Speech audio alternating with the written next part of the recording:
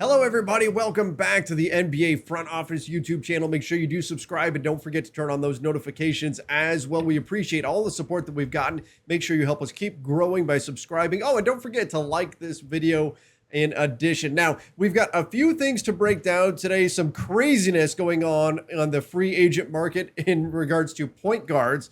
Dennis Schroder, Spencer Dinwiddie, looking at both of you, plus a little bit of Warriors news to break down. Back in action is Keith Smith. Keith, how are you doing, man? I'm doing well. I'm glad to be back. Thanks for holding on the fort solo as we dealt with some power challenges here in the Smith household yesterday. I appreciate that. But yeah, point guard craziness happening. We've got a couple high-level guys who are going to be free agents. As you guys may know, Spencer Dinwiddie had 2 days after the end of the Nets season to decide on his option. He did not opt in, so he is going to be a free agent. And then Dennis Schroder, which we always knew was going to be a free agent. Both have come out and basically said similar-ish things as far as how much money they want, $100 to $120 million total in their next contracts, and that's probably a touch high, if you ask me. Keith, a touch high. Come on. Now you I was being nice. Let's pull the curtain back here just a little bit, Keith. When this news came out, you said the first 5 minutes of the show were going to be us laughing. Yeah, that was the Schroder. That was the Schroder because part of it. I will say I think Dinwiddie's worth more. Yeah. I think Dinwiddie, if healthy, is a better player than Dennis Schroder. I think he can do more things than Dennis Schroder. But yeah, that was part of it. Because so here, let's break it down, yes. Right? Let's break down what that looks like. So a couple people, fired back at me when I said something on Twitter like it's nice to have dreams on the Schroder report, Right. And somebody said, but $20 million a year isn't that bad. But that's only if it's a 5-year deal. Right. And the only team that can give him that is the Lakers. I'm pretty certain the Lakers are not giving him a 5-year deal that's worth $20 million annually. It just doesn't make sense for them, knowing, some point there are going to be post-LeBron years, probably within the next 2 or 3 years is my guess. But now I'll look dumb and he'll play another 10 years at a high level, which I wouldn't rule out either because it's LeBron. But it's as we look at this just doesn't make sense on the Schroder front. And then $120 million to step it up to that's now you're talking $24 million a year on a 5-year deal. Go to a 4-year deal, that's $30 million a year or $25 million a year. That's just not realistic for a point guard of his caliber. That's not something any team should be giving him. There were Lakers fans, obviously, and I heard a lot from them, who were not comfortable with the reported offer to Dennis Schroder of 4 years, $84 million. And apparently he must feel like his value is that much higher than that, which to me is a little bit of a surprise. Can the market really bear that out? Like, is he going to actually find that number out there on the open market somewhere? And here's the other thing, Keith. There's this idea, because between Schroder and Dinwiddie, we're kind of getting this notion that somewhere out there, the concept that a starting point guard is worth 20 to 25 million it's bouncing around, right? And so that is now the assumption that that's how much these guys are going to get. But I think with both of these guys, and you can argue one more than the other, with both of them, you can make an argument that their best role is as a sixth man and not as a starter. And of course, both will make the case that they need to be starters and they need to get paid starter money and all that. But I think we have to ask, not only is there a team that wants them at that price, but that team also has to be committing a starting spot to those guys if you're going to pay them that much money. I don't know. It only takes one, but I just don't know if that team is out there. Yeah, and that's the thing, right? Even if we all agree that 20 to 25 million is what a starting point guard should get paid. And yeah, if you're a really good one, sure, and it's not, and I want to be clear, it's not that Dinwiddie or Schroder are bad players. They're very good players. They can be top 6 or 7 players on a championship level team. I think that is, very clear there. And if you're, top 2 or 3 are good enough, they could be your 4th or 5th guy on a championship level team. It's just, you're talking major money. So there has to be a team that can give it to him. So let's run through this, right? Because in order to get that much money, it either needs to be via sign and trade, re-signing with your team or straight up signing with a team via cap space, because the mid-level, the non-taxpayer mid-level exception only goes up to about, just under 10 million. So that's not even going to get you close to this kind of total money. So let's look at the cap space teams first. Charlotte doesn't need a point guard. That's probably the last thing that they need. Is another guard in the mix, and they'll just re-sign Devontae Graham. Memphis doesn't need a point guard. Oklahoma City doesn't need a point guard, and I'm not even saying because Kemba Walker's there now, but they have Teo Maledon, they have Shai Gilgeous-Alexander. They're not going to go that route. San Antonio doesn't need a point guard. They have Derek White, DeJounte Murray. They've got options there. And then Toronto, maybe-ish, but I think Fred VanVleet probably going to be the point guard there, especially if they retain Gary Trent. I think that makes a lot of sense.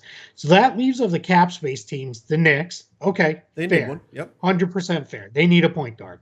In the Dallas Mavericks. Now, you can argue Luke is the point guard on offense, but he doesn't defend opposing point guards, so you want a more kind of traditional point guard guy there. But you want somebody ideally who is a lockdown defender and a great off-ball shooter. And that's where, as I look at it, that's probably not Dinwiddie or Schroder place, right? So that leaves the Knicks. Well, are the Knicks going to spend 20 to 25 million on either one of these guys? I would guess probably not. Maybe I could see average annual value for Dinwiddie if they wanted to go 4 years, 80 million, and start him low and build up to that. Maybe I could see that one potentially for them because it hurts a division rival, hurts a crosstown team in the Nets, but probably not Schroeder. So that leaves you with, all right, what about the other teams that need a point guard? Could they do something via sign and trade? Challenge is, remember, a sign and trade hard caps you right out of the gate if you do that. So that probably takes Boston and Philly out of the mix because they're going to be too close to that hard cap to do that. Houston's not really there in their development curve to be investing in a veteran point guard. And then the Pelicans, maybe, right? That one I could see them, spending money on a point guard and then shifting away. But again, I don't know that Schroeder, who is more of a scoring guard, and I'm not criticizing that, is a great fit around the guys that they already have in place. And they've got to figure out what's going on with Lonzo as well. They've got that hurdle. Exactly. So you have to, there's some balls in the air there. Exactly. So that leaves you with kind of two teams-ish left. One is the Lakers, who, they'll probably just re-sign Schroeder, but I don't know that they're going to push it to that level of money. And then the other becomes a cap space team I didn't cover, and that's the Miami Heat. Yeah. And your challenge with the Heat is they're probably more likely going to go with a massive 1 or 2 year offer for Kyle Lowry than they would to spend a whole bunch of money over 4 years on Dinwiddie or Schroeder. So that's where it starts to get hard to see where is this kind of money coming from for either one of these guys. Step it down just a little bit, 15 to 17 million on board. That opens up a whole world of opportunities with a whole bunch of teams. But when you're talking 20 to 25 million, I just struggle to see where that's at. And you mentioned the Miami Heat. I do agree that they could be a landing spot, but let's say Lowry doesn't go there. Wouldn't they just be better off making that massive offer to, say, Dragic? And just keeping him and then keeping your powder dry for 2022. Like if I'm the Miami Heat, that's the route I'm going rather than commit long term to just in case a star pops free at some point. You want to have that kind of flexibility. Yeah, I'm with you on that one. Now that gets a little hard because they got to re-sign Duncan Robinson, and he's going to want a long-term contract that probably pays him around Joe Harris money. Is basically what you're kind of looking at for him. But but I'm with you. That's where this starts to become a challenge of who needs a point guard and who then that needs one has the ability to pay that much without making everything else a mess for them. And that's where the market just isn't necessarily there if these guys are going to hold out for 20 to 25 million. And I took the Nets off the table. The only reason why is, maybe they re-signed Dinwiddie, but it sounds like as he should, he wants to pursue a starting spot somewhere. And now with Kyrie and Harden, and I know neither one of those guys is a bastion of health, although Harden, it's really only this year that he's really dealt with injuries. He's usually generally a pretty healthy guy. Kyrie, is there, but if you're Dinwiddie, you don't want to come in necessarily with the intent of, I'm going to pay. Plus, to pay your backup point guard $20 million a year if you're the Nets, every ownership group has their limits on how much tax they're willing to pay. And I think that's where you probably are, drawing the line of that's too much, Sean Marks. Go find us a cheaper option to be the backup point guard, and we'll move on from there. And Sean Marks already publicly made it very clear that they are more than happy to pursue a sign and trade scenario, that they will help him get to where he wants to. Obviously, they will be compensated for it. They will get some assets back. But I think they realize that that's probably the outcome here is Dinwiddie going somewhere else. And so if they cooperate and they're able to work out a sign and trade to get him somewhere, they can get something in return. So I agree. I don't think he's coming back to the Nets. And one thing on that, I just want to be clear on that one too. You do not get hard capped if you sign and trade a player away. Right. It's only if you acquire a player via sign and trade. So while the Nets are so far beyond the tax apron and the hard cap line that I don't even think they can see it anymore. It's kind of like a fat guy trying to find his feet, right? they can't find that tax apron. It is, that's where I think it is, for them, they could sign and trade Dinwiddie away, get players who are already under contract, fill out their rotation a little bit more. And quite frankly, that's probably one of the best decisions they could make, because you could either get 1, 2, maybe even 3, pretty good rotation pieces to fill in around. And that's where you could see a team like New Orleans getting a mix, maybe, Boston or Philly, if they could figure out a way to also move out other money and avoid the hard cap on their end and those kind of things. That could be something you see, come together. Or it could just be one of like what the Celtics did, trade the guy away and create a massive trade exception that then you can go use later. Because again, the Nets won't be hard capped if they wanted to send Dinwiddie to a cap space team, right, for example. So that's a way to do that. And they've got some extra picks that they could move in trades and those kind of things of the second round variety. You don't need to do that with a first round pick. But yeah, I just, again, prove me wrong, right? And those of you watching, I want these players to get every dime they can. Get every single cent you can out of people. Get the biggest contracts you can get. I just don't know, that this makes a ton of sense for a team to invest that kind of money. And it just generally I struggle with it. It's very different than some of these other guys who are going to be free agents. Where I'm like, there's a fit right there for max money, and you go make it happen and you do it, and that's perfect and move on. Or for even $20 million. There's a fit. I just don't see it for either Dinwiddie or Schroder in this climate right now. And we've talked about this a lot on the LakersNation.com YouTube channel, but the Knicks right now are the big bad in terms of cap space out there on the market. They're the team that every free agent is going to point to, and they're going to go, well, hey, you better pay me because look at all the money the Knicks have right now. They could give me that money, so I might go there. But what happens when the Knicks use that money? What happens when let's say the Knicks go and spend money on Kyle Lowry, or they go and they throw a big offer out at Lonzo Ball and it doesn't get matched or something like that, and suddenly they're off the table on the point guard market. The music stops, and you've got guys like Schroeder, like Dinwiddie, that are left standing without a chair. What happens then? I think that's going to be the really interesting scenario, because not everybody's going to find a home on this market. No, absolutely. And that's the other thing that drives these guys' prices down. And then if you're Dinwiddie or Schroeder from their side, what you need to be prepared to do if you're their representation is talk to them about, hey, do we do a 1 or 2 year deal, right, and get you back on the market in another year or two, or you're like a 1+1, do if you're Dinwiddie, do 12 million, and then an option for the next year. And that'll get you back out on the market. It's not something like that, because I think that could make some sense there, where that kind of gets you back out there. If you're Schroeder, it's the same deal, right? Do something shorter term like that, because I think that is the kind of thing you can do that kind of protects you in a way of, all right, I'm going to go somewhere, there. If I was Schroeder, that's kind of maybe the idea.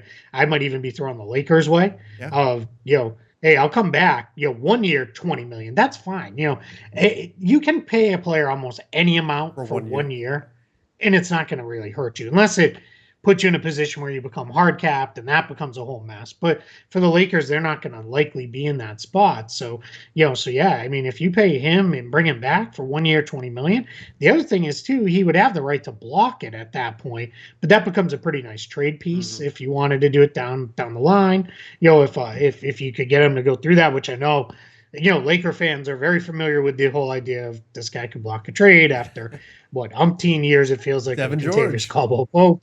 Yeah, way and back in the Devin day, George former actually Laker. did it. Yeah, if you want to go way back, Yeah. yeah. But yeah, so that's what I think. I think that's probably your more realistic path Mhm. for those guys is maybe take a shorter term deal. Unless you can really find a locked in home where it's like, yeah, this is a spot for me.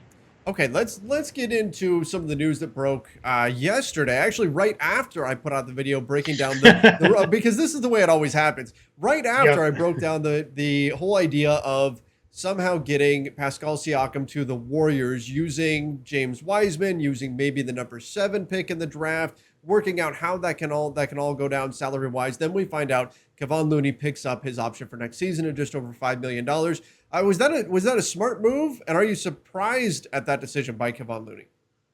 No, that was definitely a smart Okay, move. He wasn't getting that much I money agree. in free I was agency. right there too. Let's just, yeah, I mean, bigs were starting to trend towards you need to be a starter or a very good backup to get more than the mid level exception for bigs. And that's, Looney just wasn't going to get that. It's, he would probably have been more likely to get a minimum, Yep. I would guess, than even 3 or 4 million. Because not only if you just take out that he's a backup level big on most teams, he's had so many injury issues over the past couple of seasons that's really held him down. So that part I don't know from there. So you want to do breaking news real quick? Yeah, do we have Something that's something? really I need important a. right I'm now? gonna put a breaking Yeah. news Whoa, sound it's effect just in. Let's tweeted. pretend I'm hitting the button right now, and I'll put something in there. Yeah. Yeah, the news tonight, right? There is no structural damage to Giannis Antetokounmpo's left knee Oh, after his awkward landing. great Ligaments news! are sound. Sources tell Zach Lowe and me. That's from Woj. So that is huge. Fantastic. What that means if he'll play or not, we don't know that. There, but that's awesome, right? Because even if he can't go again in this series and they can't win the series or whatever, that should hopefully mean he's not going to miss any time next year. Which that was my worry because this late in the year, he could have missed all of next season Easy. with the way they handle these recoveries from major injuries. So that's great news. Really happy to hear that. 100%. Yeah, that's fantastic news. All right, to jump back to the Looney thing real quick, that Yeah. that salary is that. Do you see that getting used in a trade possibility now with the Warriors? That does give them one more deal that they can put in. For example, the Pascal Siakam thing. There's not a lot of contracts that you can put in there to make it. I mean, you can do a straight across with Andrew Wiggins. That works pretty easy. But other than that, stacking up salaries in order to get to that 30 plus million that Siakam's making is pretty tough. Could the Warriors turn around and flip Looney though, using him in a trade now? Yeah, and I think there's no restrictions on that. Just so we're clear about that. This is unlike when you trade for a player, you sign a player, you can't trade them. This is just in effect, it's extending a contract by picking up an option, so they could move him right away. So yeah, I continue to think the Warriors' best path forward is to do something using their draft picks. Likely by drafting those players, signing those players, them waiting the 30 days on that restriction. If we remember Andrew Wiggins, that's what happened when he was in the Kevin Love trade from the Cavs to the Timberwolves Right. several years ago. Which is kind of funny because now Wiggins is on the Warriors, right? Yeah. But that would be my thought: is you put Looney, Wiseman, and then one or both of the draft picks together, and the two draft picks together about 9 million or so in salary. Wiseman's right around 9 million. So you're at 18 million. Put Looney together with that. That's 23 million in matching salary. That gets you right in the range of getting basically whoever you want without having to convince a team, hey, take on Wiggins' Right. contract or something along those lines. So I continue to believe that's probably the direction this goes if the Warriors are truly going star hunting this offseason, which all indications are they may be. I'll just touch on it because I was not on the video. The Siakam move's not the move for me. I just don't think that makes sense for the Warriors. I think then you overlap too much with Draymond Green. Mm-hmm. I don't know that either one can play the 5 enough minutes per year in the regular season to do that. Now I think that's almost one where, yeah, if I could do that trade for the last 5 minutes of each half, That I'm 100% in. that's where I But the was problem thinking. is Yeah, someone needs to go to the bench in that scenario because Siakam has not done well when he's played at the three in the past. Draymond's clearly not doing that. And neither one's going to hold up all year being a full-time five, especially when both have also battled some injury issues. But I think the concept is sound. Package that money together to go star hunting. That I do think is where the Warriors are going to go, and I do think Looney will end up being a big part of that. Agreed. And you know what? Based on the response that I saw from Raptors fans, they weren't thrilled with that package to begin with. Yeah. I don't hate it if they're going to rebuild, but apparently they are set on not rebuilding for most of the reactions that I've seen, which totally a lot of that totally depends on how much you like Wise. Exactly. Right? That's true. Like, yeah, like if you really like Wiseman, then that package feels better for you. But I think the Raptors fans are right on this. I think they're more likely to use the fourth pick going out to go get them help coming in, and combine that with how they have all this cap space and that they could all of a sudden land somebody great. The one thing that I do think would be kind of interesting is I don't like that it's Siakam going out.